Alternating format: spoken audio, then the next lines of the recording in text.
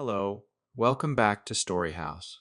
This episode is a breakdown of Atomic Habits, and I will spend approximately 20 minutes to tell you the essence of the book. Habits can change a person's destiny. Cultivating good habits using the right methods will help you lead a splendid life. According to statistics, 60% to 70% of a person's behavior depends on unconscious habits. We all know that molecules are made up of atoms, and similarly, habits are like atoms. Countless tiny habits aggregate to form our actions and behaviors. It is often said that habits can change destiny because habits determine behavior and shape identity. In financial investment, compound interest is highly valued. Compound interest is money generating more money. Similarly, habits are also a kind of compound interest for self-improvement. As money grows through compound interest, the effects of habits also multiply with continuous repetition. Going to the gym for 3 days doesn't show much change in physique, but if you persist for a week, you'll start to feel more energetic. Practicing a foreign language for an hour every night might not mean mastering the language, but you know you remember more words. You're making changes, and the benefits are gradually increasing. However, the slow pace of change can make it hard to see hope and lead to giving up. Worse, this not only causes you to abandon good habits, but also makes it easier to maintain bad ones. Eating an unhealthy meal today doesn't add much weight, and staying up late watching TV shows doesn't cause much harm to your body. People often think that indulging once doesn't matter much, but repeating 1% of mistakes day after day can lead to harmful results. When you're making choices that are 1% better or worse, it might not seem significant at the moment. However, if you look at your entire life history, composed of countless such moments, those choices determine the difference between who you are and who you could be. In other words, whether you achieve greatness or nothing at this moment isn't important. What matters is whether your current habits are leading you on the path to success. Why is it so easy to develop bad habits but so difficult to cultivate good ones? Habits are crucial in our lives. How do we cultivate good habits?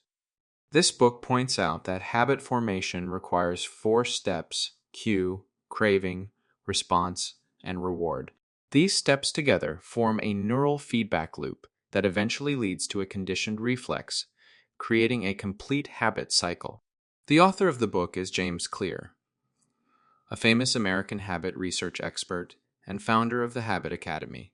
He has summarized 4 major laws of habit cultivation through years of dedicated research. Make it obvious, make it attractive, make it easy, and make it satisfying. These 4 laws can help you quickly develop good habits. Next, I will explain the content of the book in detail. First, let's analyze a question. Why is it easy to develop bad habits, but so difficult to cultivate good ones? The reason is simple.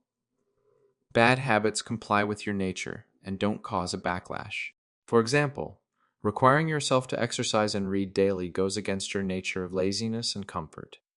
However, indulging in an hour of TV shows every day is simply enjoying life, completely in line with your nature. Secondly, bad habits provide immediate pleasure, but good ones don't because they lack immediate rewards. For instance, using your phone can temporarily make you forget life's pressures, but the cost of time is realized over months or years. Like dieting, not seeing weight loss after a few days of exercise can lead to complaints. If such thoughts prevail, it's easy to abandon the habit of exercising. The key to habit formation is finding a method that allows you to persist long enough to pass the potential accumulation period. This period refers to a plateau phase during habit formation where no apparent change occurs. Understanding this concept helps us comprehend why people complain about not achieving success despite hard efforts. Their complaints are like complaining that ice doesn't melt when heated from -3 to -1 degrees Celsius. You need to know that your efforts are not wasted.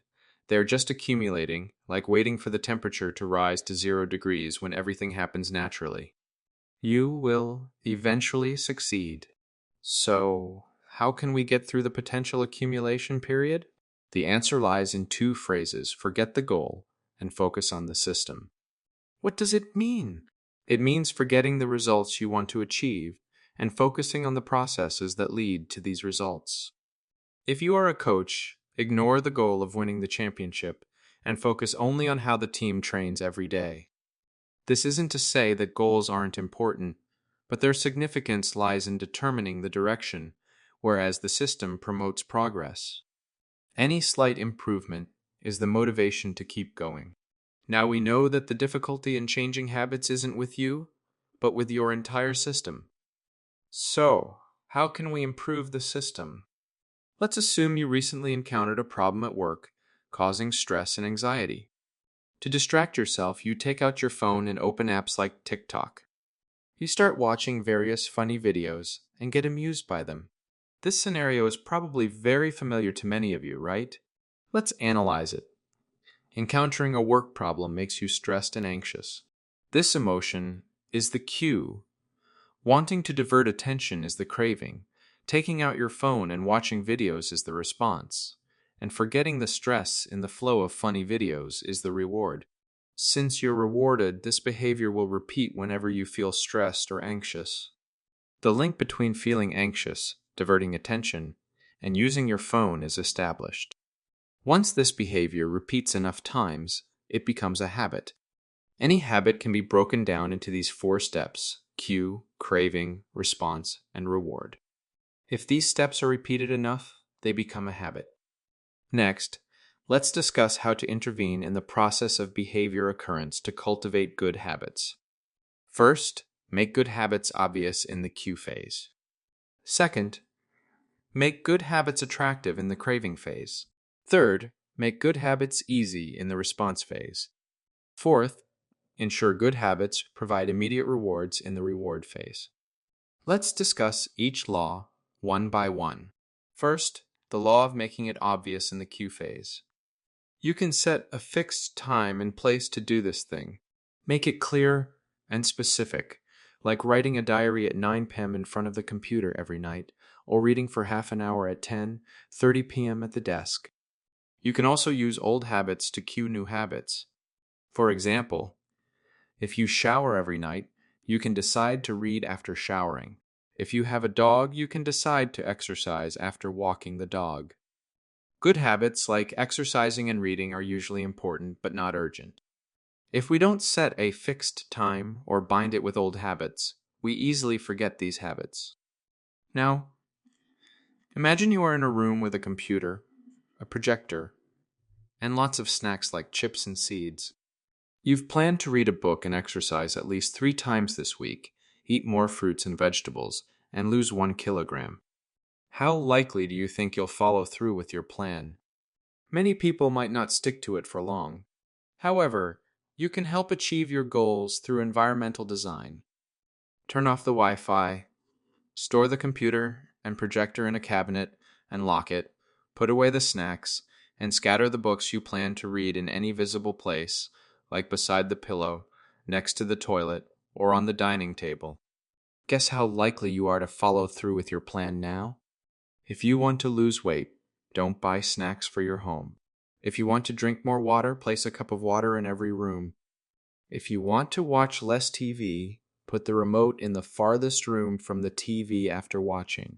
We can see that setting a fixed time, using old habits to cue new ones, and combining a place with a certain habit can make good habits obvious. Second, the law of making it attractive in the craving phase. Making good habits obvious in life is just the first step. The second step is to make them attractive to you. Otherwise, even if they're obvious, you'll ignore them. In this phase, we can bind habits with preferences. This part discusses the driving force behind human behavior, dopamine. We know that dopamine produces pleasurable emotions. Habit is essentially a dopamine-driven feedback loop. During the process of cultivating a habit, we experience pleasure or anticipate pleasure. Dopamine is secreted when we're rewarded. Many technology companies go to great lengths to study how to accurately stimulate dopamine secretion, resulting in apps like TikTok.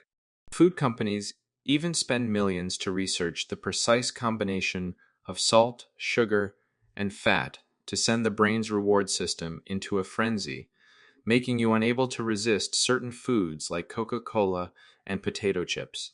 Dopamine is a tough opponent to beat, but the good news is that we can use it too.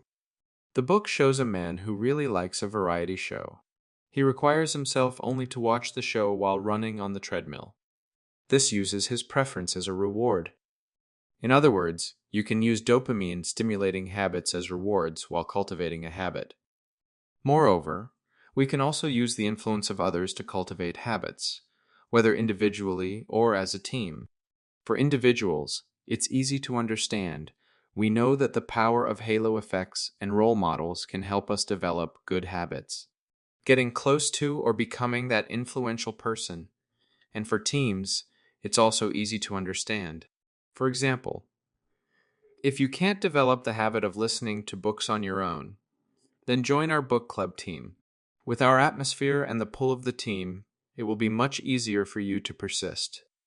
If you want to develop a habit, find such a group and make yourself a member of it, like cycling clubs, photography clubs, or hiking groups. This is the second law. Use preferences as incentives, create punishment mechanisms for bad habits, and use the influence of others to make good habits attractive. The third law is to make good habits easy to follow. Humans have an overriding tendency to take the path of least resistance, as everyone is afraid of trouble and doesn't want to be troubled because human nature is inherently lazy. This tendency makes many things not as simple as they seem on the surface. For example, the habit itself is not what you want. What you really want is the result that the habit brings. The bigger the obstacle to the habit's result, the harder it is to maintain the habit. Therefore, if we want to develop good habits, we must make them easy to perform. The first method is to use the 2-minute rule to stop procrastination. The hardest part of maintaining a habit is getting started. Everything is difficult at the beginning. Make your habits as easy to start as possible. Once started, it will be much easier to continue. The book talks about a very successful dancer who goes to the gym to exercise for 2 hours every morning. But the habit he sets for himself is not to go to the gym for 2 hours of exercise, but to call a taxi.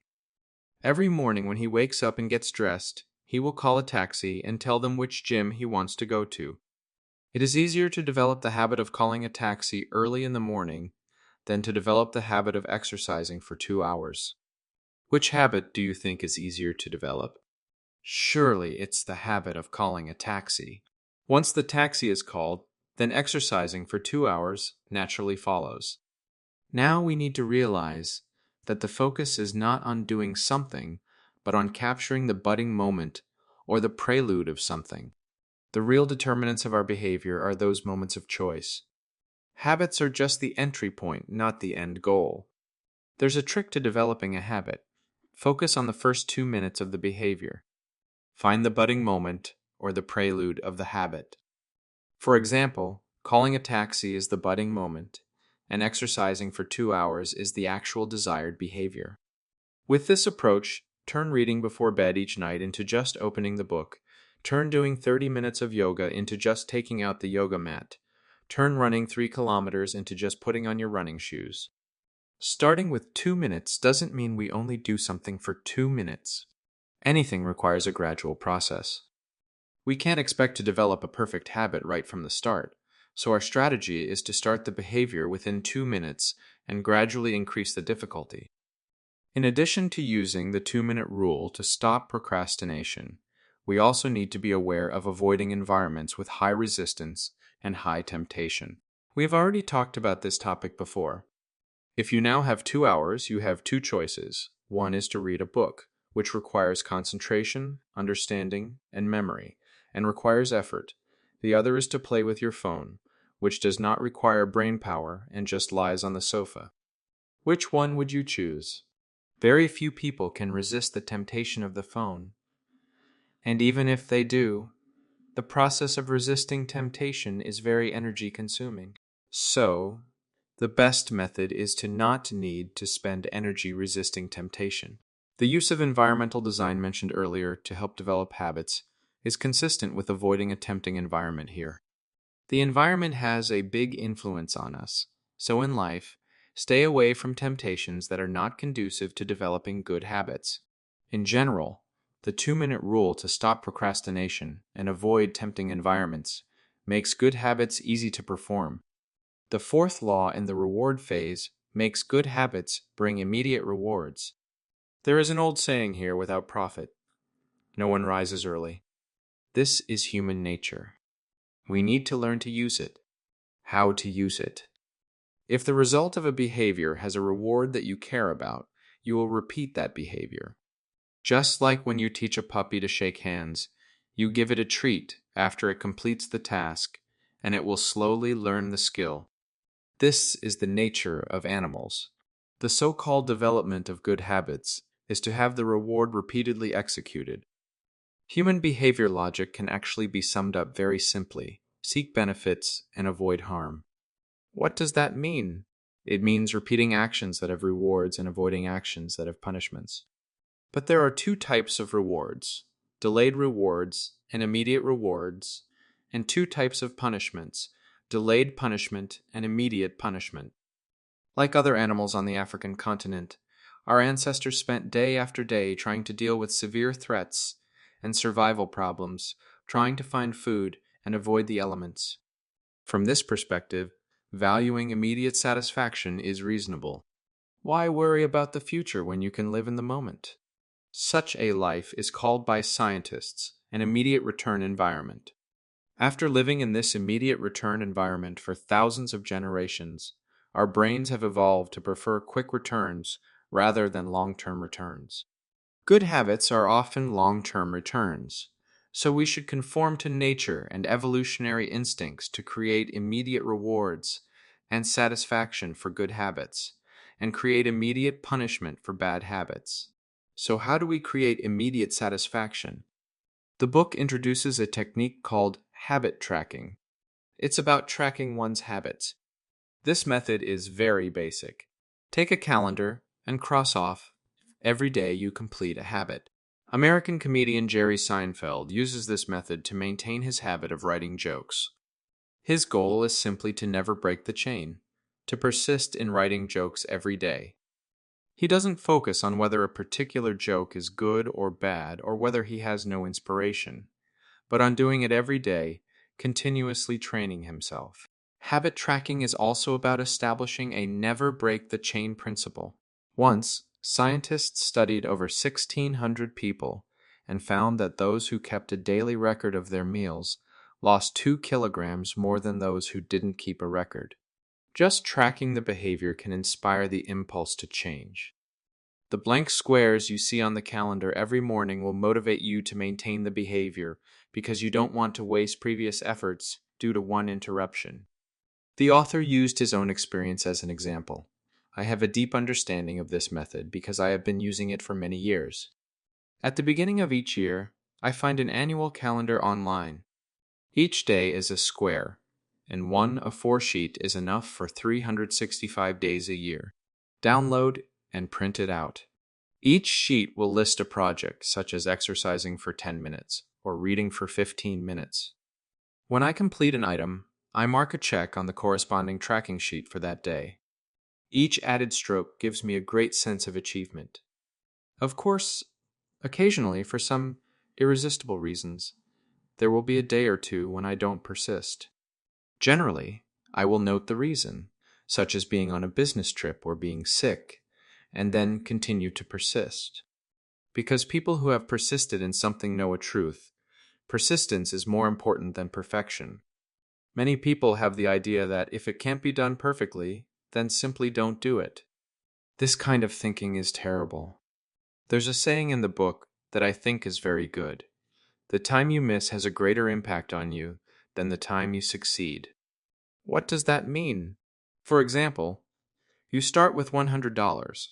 A 50% return rate takes you to $150, but then just a 33% loss will bring you back to square one, the original $100. In other words, avoiding a 33% loss and achieving a 50% gain have the same value. Charlie Munger once said that the primary rule of compound interest is never to interrupt it, unless absolutely necessary. So, no matter when you're feeling down or extremely busy, whether it's jumping high 10 times or doing 5 push ups, or even just squatting once, really, anything is not to be underestimated. Never be idle. Don't let losses eat away at your buoyancy. Persistence is more important than perfection. Here's a reminder: the never break the chain principle, or habit tracking method, has some caveats. You need to assess your abilities and not set unrealistic, hard to achieve goals. Otherwise, continuous failure will make you feel discouraged. Okay, having said that, today's content is almost discussed. Let's briefly summarize the content shared today. First, we talked about how habits are very important to each of us, so we need to develop good habits.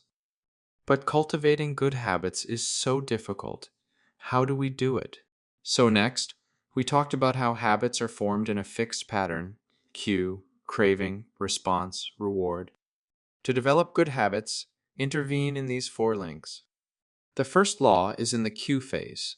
Use fixed time slots. Use old habits to cue new habits. Combine a low point with a certain habit to make good habits obvious. For example, make an appointment with yourself to read for half an hour after taking a shower every day. The second law is in the craving phase. Use preferences as incentives, or use the influence of others to make good habits attractive. For example, after doing 30 push-ups, use scrolling on your phone for 20 minutes as a reward. The third law is in the response phase. Use the 2-minute rule to stop procrastination and stay away from tempting environments to make good habits easy to perform. For example, turn daily facial masking into placing the mask in the bathroom. The fourth law is in the reward phase. Use habit tracking to create immediate returns and satisfaction, create immediate punishment for bad habits, and bring immediate rewards for good habits. For example, after finishing a book every week, go online and buy a long-coveted item as a reward. The last point to note is that after developing a habit, I hope you can regularly reflect and review the habit. Habits have many advantages, but they also have certain disadvantages. If you get used to doing things in a certain way, you can easily fall into a thinking trap and find it difficult to innovate. The more we cling to our experiences and identity, the harder it is to transcend them. Appropriate habit change brings us more new opportunities. Just like water flowing around obstacles, habits should change with the environment, not fight against it. Habits bring many benefits. The downside is that they can trap us in old thinking and behavior patterns, unable to keep up with the times. Everything is impermanent. Life is constantly changing, so we need to regularly check to see if the established habits are still serving us. A lack of self-awareness is poison. Reflection and review are antidotes. Congratulations on finishing another book. Thank you all for your support and attention. Goodbye.